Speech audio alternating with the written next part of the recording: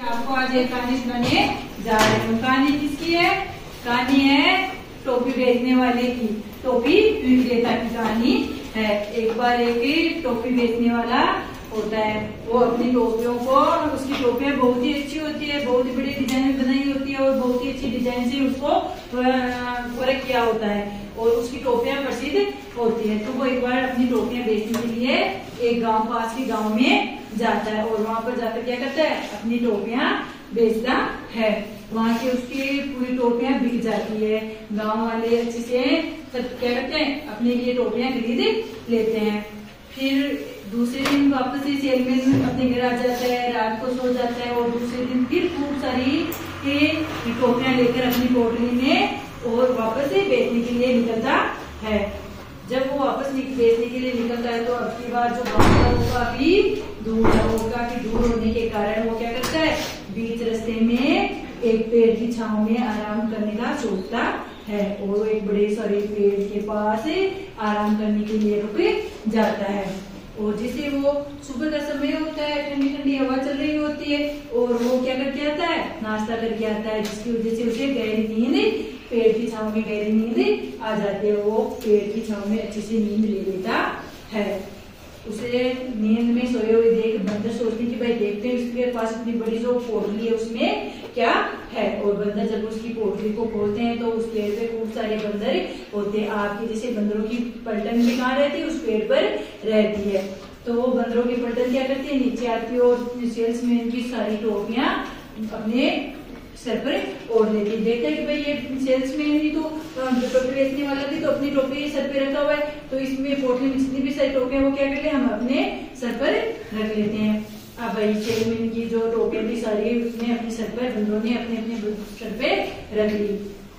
जब टोपी बेचने वाला वापस जाता है तो वो देखता है कि भाई मेरी पोटली एक ही टोपी नहीं है, सारी टोपियां कहाँ गई। वो इधर उधर घूम के देखता है तो उसे एक बंदर दिखाई पड़ता है और उस बंदर पे देखता है कि वो जो टोपी है उस बंदर ने लगाई हुई है। अब वो सेल्समैन सोचता है कि भाई मैं अपनी टोपियां वापस कैसे प्राप्त करूं।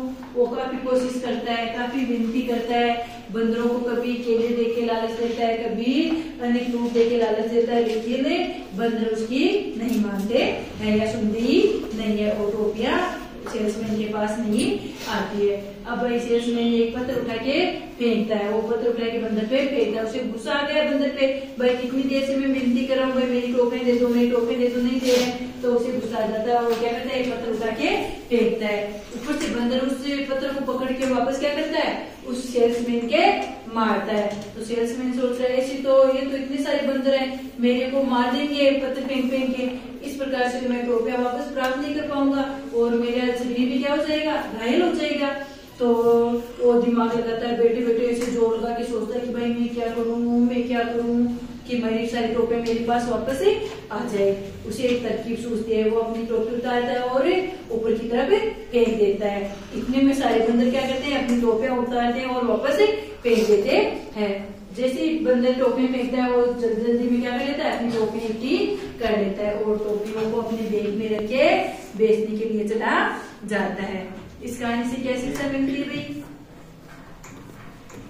इस कहानी से ये शिक्षा मिलती है कि हमें शांत रहकर अपने दिमाग से क्या करना चाहिए, काम करना चाहिए। अगर सेल्समैन पत्थर उठा उठा के फेंकता गुस्से में तो वापस उसके आगे लगती, तो उसने काफी देर तक दिमाग लगाया कि भाई मैं क्या तकनीकी अपनाऊं कि बंदर मेरे को टोपियां दे दे, और इस प्रकार से वो क्या करता है, अपनी टोपी उतार के फेंकता है। तो इस कहानी से हमें शिक्षा मिलती है कि भाई जो भी हम काम करें उसमें शांत रह के, शांत स्वभाव से विचार विमर्श करने के बाद ही हमें कोई काम करना चाहिए। जैसे आप बदमाशी करते हो ना, एक दूसरे बच्चे को मारते हो, उस समय सोच लेते हो कि भाई इसका परिणाम क्या होगा, फिर आपको टीचर के पास ले जाया जाता है, फिर आपको पता चलता है कि भाई मैंने तो क्या कर दी, गलती कर दी। तो इसलिए मैं बताती हूँ कि भाई इस कहानी से ये शिक्षा होती है कि भाई जो भी आप काम करो, जो भी आप अगर बदमाशी करते हो तो उसमें पहले विचार कर लिया करो कि भाई मैं जो काम करने जा रहा हूँ उसका परिणाम क्या होगा।